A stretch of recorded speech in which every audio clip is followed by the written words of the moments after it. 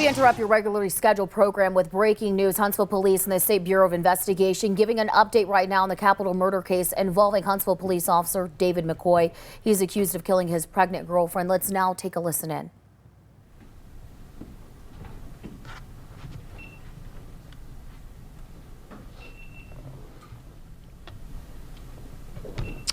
Good morning, and thank you to everyone for being here today. I'm Sergeant Rosalind White. In compliance with our agreement with the State Bureau of Investigations, we are working to keep everyone informed of this ongoing investigation that is being led by the State Bureau of Investigations. Today, the Huntsville Police Department and the State Bureau of Investigations will conduct a joint update on the murder investigation that occurred on January 7th at 10 a.m. at the Western Ranch apartment complex in Huntsville, Alabama. We will have a statement from Huntsville Police Chief Mark McMurray.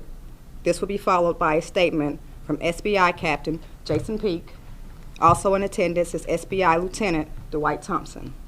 We will not address any specifics which pertain to the ongoing case, the investigation, and the prosecution. Thank you.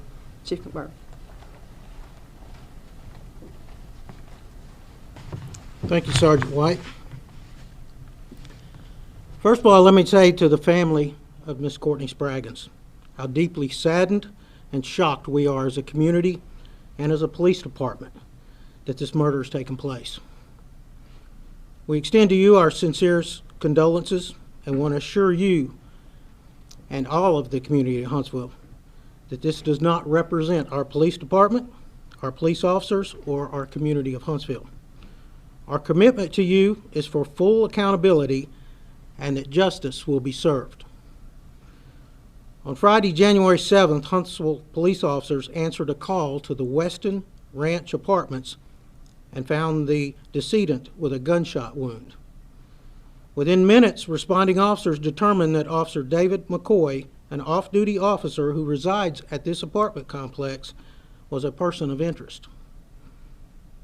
HPD supervisors were immediately notified. The scene was then quickly locked down. And I, as Chief of Police, requested the State Bureau of Investigation to take full investigative responsibilities. No interviews were conducted of McCoy prior to SBI arrival on the scene. When McCoy was identified as a person of interest in this investigation, I immediately relieved him of his role as police officer. All HPD issued equipment was removed from his possession, and he was placed on administrative leave pending outcome of this investigation. Later that night, SBI agents determined there was enough evidence to charge David McCoy with capital murder. McCoy remains incarcerated in the Madison County Jail with no bond. On Monday morning, January 10th, I rescinded the administrative leave and placed McCoy on leave without pay, unexcused. David McCoy is no longer a police officer or an employee of the City of Huntsville at this time. The Alabama Police Officer Standards and Training Commission was notified of McCoy's arrest and termination of his employment. A-Post officials have removed all of his police certification authority and have locked his account. This team that responded from SBI are dedicated professionals. They're led by some of the most experienced investigators in the state of Alabama. They've worked extremely hard to collect, to analyze the evidence, to process the scene, and interview all possible participants in one day's time to successfully charge McCoy with capital murder on the same day the crime was committed. I express my sincerest thanks to Aaliyah's Secretary Hal Taylor, who helped make this relationship possible, and his team of SBI agents for providing this service to the City of Huntsville. And I look forward to continuing this relationship with Aaliyah and with SBI in the future. At this time, I'd like to ask Captain Jason Peak to come forward and bring us an update on the investigation that his team is now taking charge of. Good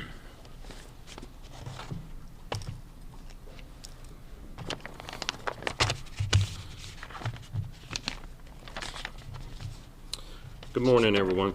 On behalf of ALEA's Secretary, Hal Taylor, I will be providing you the following comments and information concerning the investigation being conducted by our agency regarding the death of Courtney Spraggins. I am Assistant Special Agent in Charge, Jason Peak, with Alabama Law Enforcement Agency, State Bureau of Investigation. I am currently the supervisor overseeing this investigation. On Friday, January the 7th, agents with ALEA's State Bureau of Investigation were requested by Huntsville Police Department to conduct a death investigation, which occurred at Lawson's Bridge Road, or Drive in Huntsville.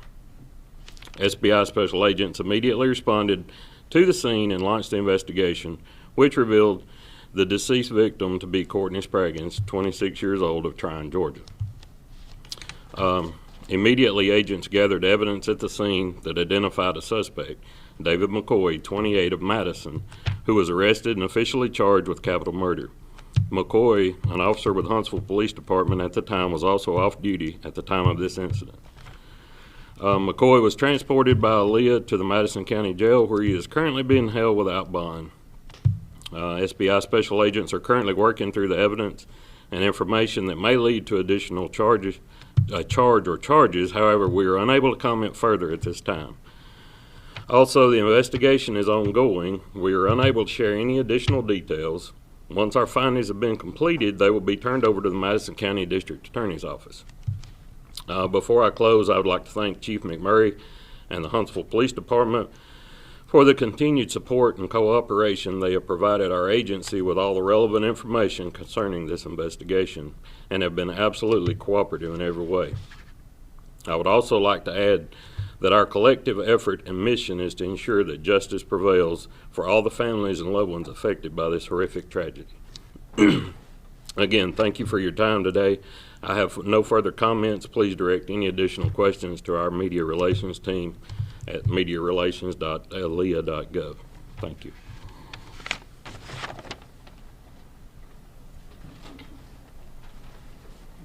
All right, so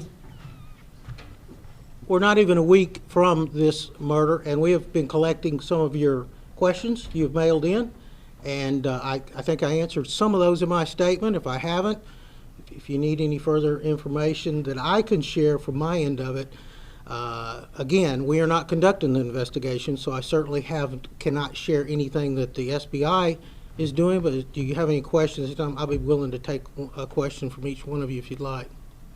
Chief, what can you tell us about Officer McCoy at the time? Where did he work? How long was he a part of the department? How was he reviewed? So about 2.5 years with us. He came to us, former Marine. He came to us and has been with us for about 2 years, 6 months.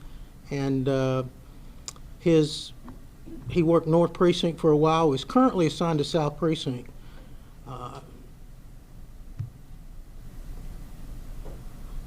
Chief, can you talk to us about the process that's in place for all employees of the police department when you talk about law enforcement and what's involved in a hiring process before someone is hired? What evaluations do potential candidates go through, and what is involved in looking into a background check? I'm assuming that's more than maybe another type of profession. Yeah, so that's a great question. In fact, we've been working, just since I've made chief, we've created a recruitment team. We're now doubling that team. We have our own recruitment budget. We are really concentrating, working on this with the Huntsville Police Citizen Advisory Council that actually met Tuesday of this week to discuss this very topic. So if anyone would like to participate in providing more assistance with us on any way we could do better backgrounds, do better, we'll go over the whole process with you. It's too complicated, too lengthy to go over at this point. I will say that our process stands up as some of the finest you'll see anywhere, and you can. I would invite the public to come to these HPCAC meetings and learn how do we select these candidates and what our job pool actually looks like. We go over numbers. We go over demographics. We'll go over that with you at the HPCAC meetings. We're looking for that type of citizen input. Great question. Thank you for that. Prior to this incident, have there been any complaints about McCoy? Complaints, I don't know how. Had anybody mentioned any concerns or anything about his mental health, anything like No, that? none.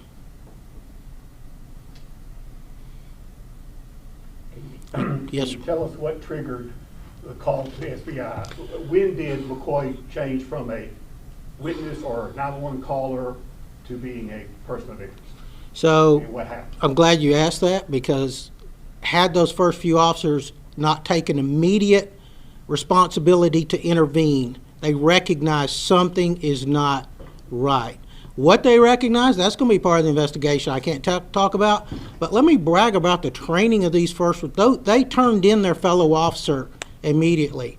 And I don't mind telling you, within 50 minutes of this call coming out, I was notified by my deputy chief, and we had SBI en route. That's how quick they recognize, that's how experienced they are, and that's how they work. They turned in one of their own officers that very minute. When they came to that scene, they weren't holding anything back. There was no cover-up, and we initiated the SBI process immediately.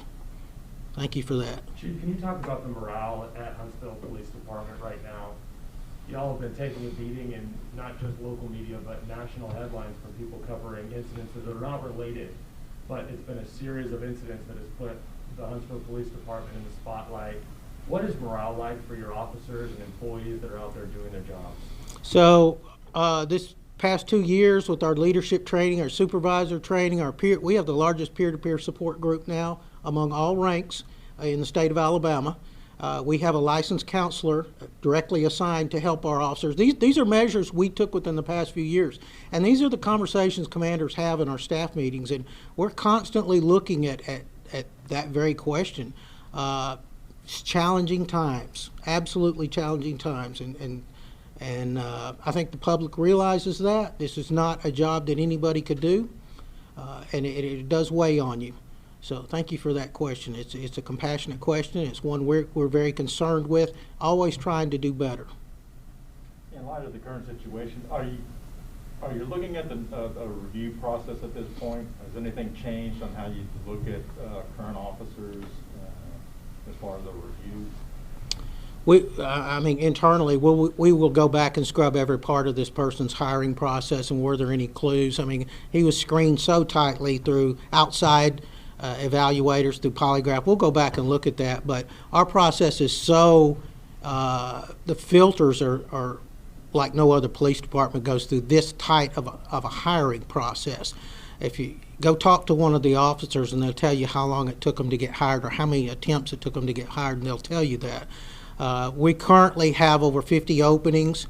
We only have, I made job offers a couple of weeks ago for 23 applicants is all I could find that would pass all of the exams.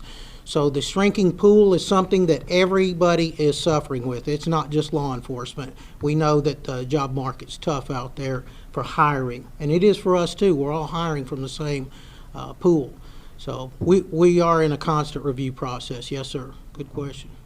To prevent this from happening again, does it just boil down to this weeding out those people or these reviews, or are y'all taking other measures besides these really scrubbing the backgrounds of these folks? Are there other things y'all are doing to maybe prevent this in the future? So early intervention is where we've had our most success. How do we teach each other to recognize each other's difficulties?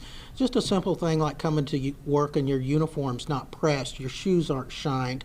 If you're having problems, how do we recognize that? And that's where our peer-to-peer support group comes in, talking to each other, mentoring each other. It may be financial, marital. These are domestic issues. These are issues across the board. This is humanity. And how we recognize and treat each other is important. And so that's the kind of training that we're going through this year, and we're going through for the remainder of the year. So far, our city council has been very supportive of additional training in these measures. So we're looking forward to this year and reaching out to these officers and allowing them to train even more with our peer-to-peer support group. Chief, I believe someone asked about citizen complaints against former Officer McCoy. But as you've been reviewing the file and looking into this person over the last several days, internally, can you share any information about this officer? What did his coworkers say about him? How was he viewed in the department? Was he involved in any special task force or anything like that? Have you received any awards? I will tell you that 80% of the complaints against officers roughly happens within their first 5 years of employment. So he was within his first 2.5 years. It wouldn't be unusual if I go back and open his file that I find he didn't turn in some paperwork, or he didn't turn on his camera at the right time, or he didn't do this, or he did. This is when these mistakes are made.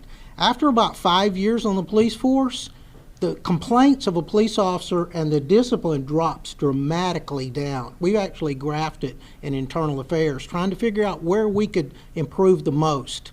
And so we see that happening as a part of when they're first cut loose, they're starting on their own, and they start making a few mistakes. And we have a discipline process to hold them accountable for that, and we do. And so it wouldn't be unusual if he had a few. I don't know exactly what his personnel file looks like, because some of it, if it's just like oral reprimands or counseling sessions, they're kept on a sergeant level.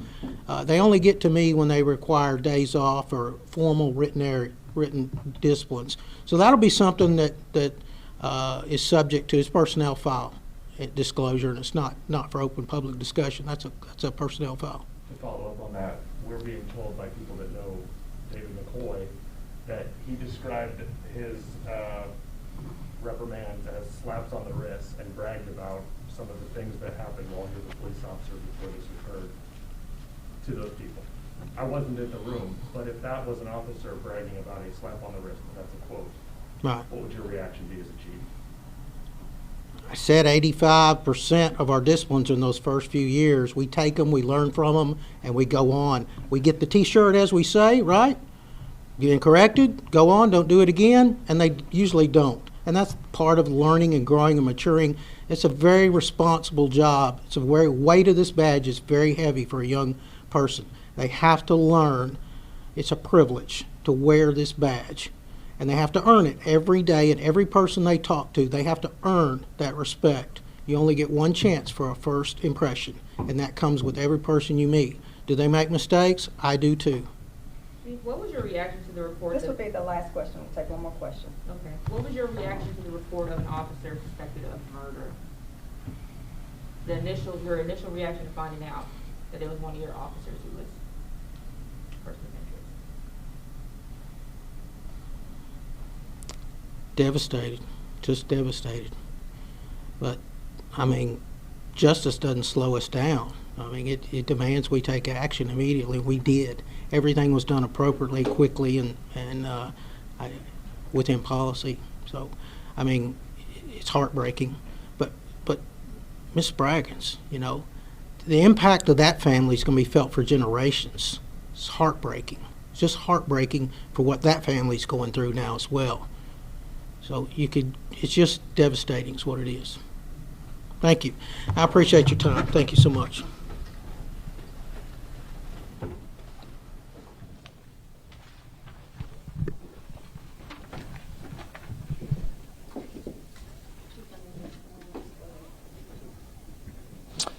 And you've been listening to live special coverage on Way 31 of this media update here from Huntsville Police Headquarters. We heard from Chief of Police, SBI agents updating us on this case.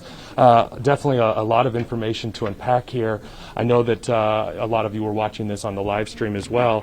A lot of questions that we've had ever since the report started coming in, answered here today from Huntsville Police. And I think a big takeaway from all of this is that David McCoy is no longer employed with the city of Huntsville. He's no longer a police officer. His accounts have been suspended, and that is what we've learned out of this. So that was a big question as far as the timeline as this has played out. Just to recap some of the points in this, the call originally came in on Friday morning, and Huntsville police officers responded to that.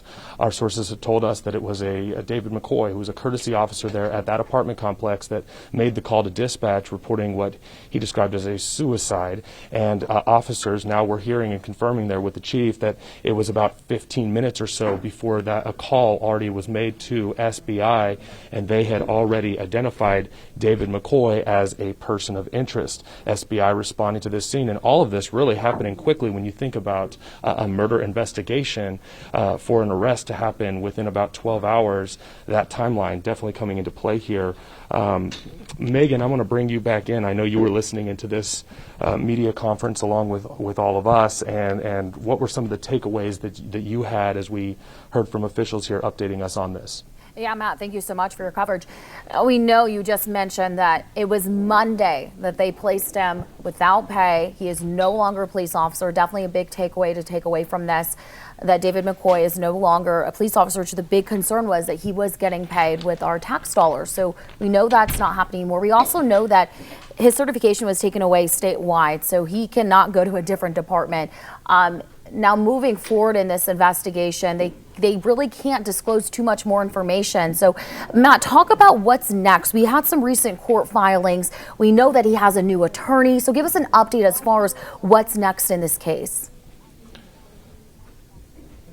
Well, there's the investigation, right? So there's the law enforcement investigation that continues, but then there's the criminal process and the justice process of this. And we do know that David McCoy now has legal counsel. There was some changes made, as we've reported on extensively there, but now Brian Clark and Whitney Tillman are assigned to the McCoy side of the courtroom, and they have already started filing a series of motions early on in this case, things we've been covering along over the last couple of days of those have been coming in. We know that the district attorney's office is going to meet with these SBI agents either later on today or tomorrow, I was told Friday, as they review this case, and there could be more charges coming.